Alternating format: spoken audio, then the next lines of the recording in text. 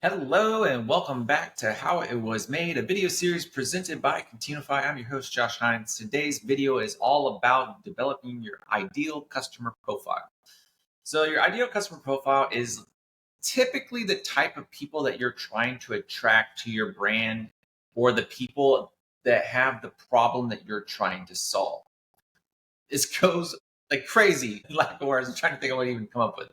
But this goes absolutely crazy in some points when you talk to people that are starting a business and they have a product or even a SaaS solution, or you're just trying to sell a product or a service, and it does have a very wide range of things it can solve for many different types of people. The issue being is that when you're trying to target everybody, especially in today's world where there's so much noise on social media, there's so many emails you get in your inbox. There's so many ads you see every day. Trying to cut through all of that noise and stand out in the market, if you're going after everybody, you're going to be running into problems. So when thinking through your ideal customer profile, and a lot of times, especially in the SaaS world, you'll hear this called TAM, which stands for total, which stands for total addressable market. And especially when SaaS companies are trying to attract investors, they try to create the biggest TAM possible. And again, like it's so that you have this big market share potential that you can make all of this money. And then you come up with this huge number. And if we could only get a percent of that, we'll make $1 billion is the typical situation you go. But thinking through practically on the other side of this world, when you're thinking about the marketing and advertising of your brand, like I shared, you can't cut through the noise and the fact that if you're trying to go after this big TAM, it's going to take a good chunk of money that when you're first starting out, if you don't have those investors or the capital or the savings in your bank account to run a bunch of ads, you need to get really focused on who you want your ideal customer profile to be. For me specifically with Continuify, I've decided to my ideal customer profile is typically I'm working with SaaS brands, obviously, so that narrows things down. My revenue range is usually that 5 to 20 million ARR, annual recurring revenue. So they're making about 5 to 20 million dollars a year. I can go larger. Sometimes I do talk to some of the people that are making a lot more money, because with SaaS, it's you scale it so fast that you can find yourself in a volume game, especially if you're doing like product-led growth, that you could see yourself hitting like 30, 40, 50 million ARR, and you're still working with a team of like 20, especially if you're product led, where it's like instead of you having a sales team, let me kind of explain product led. Instead of having a sales team, you're kind of relying on the platform to sell itself, and you share a lot up front, allow them to come in and use your platform for a free tier, and then you're trying to use their engagement in the platform to persuade them to upgrade.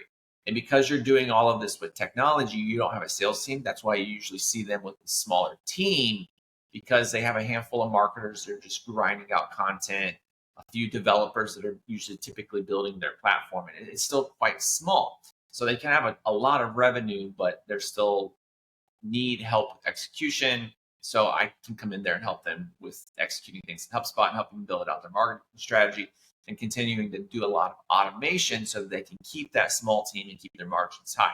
I digress. But yes, SaaS companies usually in that 5 to 20 million ARR range, smaller teams. I'm usually looking at maybe 200 people max. But usually I see my sweet spot in that like 10 to 50 people on their team, where it's like they want to scale, but at this point, the company is getting larger, and they just need hands. And instead of going out and hiring someone full time, they look at to me and my brand to fractionalize the work so that they can keep their overhead low. They don't have to pay me benefits and all of the perks. They're literally just paying me a flat rate, and I'm doing a bunch of work for them. So revenue, employees, and then from an industry perspective, I'm usually looking at like MarTech solutions, sales software, customer success software, again, because I'm working with SaaS brands. So it's like, hey, I'm building this ecosystem and then familiarizing those brands with the people I'm working with. So it kind of creates this little like circle motion. It was really bad on video. But outside of MarTech and sales solutions, also looking at e-learning, because obviously course creators are a big thing, and being able to automate a lot of that journey and upselling HubSpot's great. And then on the back end, doing a lot of like health and fitness, because as we've seen over the last few years, that has been seeing an uptake where work with personal trainers, any of those types of brands that are using HubSpot as a back end. Definitely interested in having conversations with those people because me personally, I like fitness and health. So it's one of those things I can kind of relate to and understand to. Obviously, in that space, it's a lot more B2C than B2B. So it is a little bit of a different marketing, but still those brands can definitely leverage HubSpot. So kind of how this alludes to you is when thinking about your ideal customer profile, really try to think about it as, and I hate to do this war reference, but it's one of those things I kind of always like to paint a picture, is that the reason why Germany lost World War II is because they were trying to battle on too many fronts. And the reason why US was able to really take over was the Battle of Normandy. Instead of trying to come in and invade the entire country from all of these directions, we kind of went all in on a single beach, established a front, and then diversified. It's like, all right, when thinking about your ideal customer profile, what is your beachfront? Like, what types of people do you want to just hammer a message in and say, hey, you have this problem, I have this solution, build that beachfront, and then you can expand into other industries and other problems. I think so many times, and I found myself included in this, is that we want to come in and we can do all these amazing things and we want to make all of these offerings because we don't want to miss an opportunity.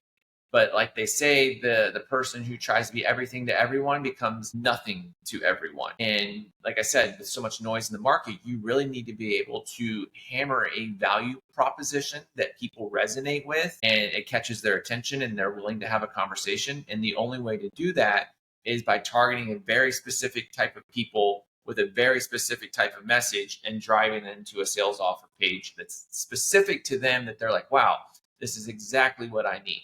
And you can only do that when you have a very, very specific ideal customer profile. So thinking through that, I do have a guide on the Continify website that I'll link to in the description of this video, as well as on the page if you're on the website.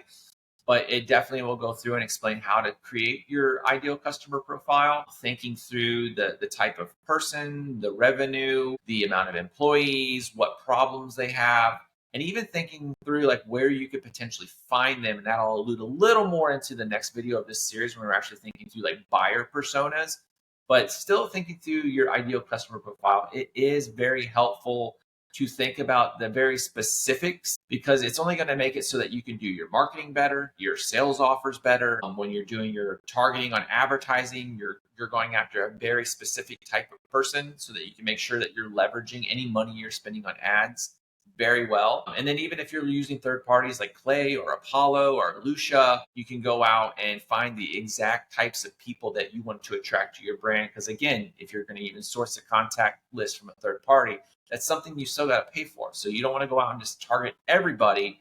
You want to target a very specific type of person. And then once you have the revenue, then you can kind of diversify and expand your reach and bring more people into your total, I don't know why I keep saying that, your total addressable market.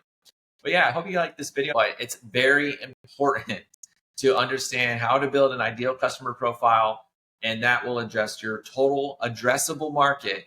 And that'll give you a very good, clear picture of then going into the next video of this series, how to build out the buyer personas of the exact type of person you want to attract to your brand and how you're going to attract them, whether again, that be email or advertising or social media, organic. All of this, again, it's all about building this solid foundation so that when you do go to market and you start promoting your brand, you have a very clear message of what you want to say and who you want to say it to, so you're not wasting your time or your savings or investing money in building this brand. So again, this is Josh. This is how it was made, a video series presented by Continify. I hope you liked it. Hit the like button. Definitely subscribe to the video series, as there's going to be a lot more of these videos coming out. Until next time, and keep building.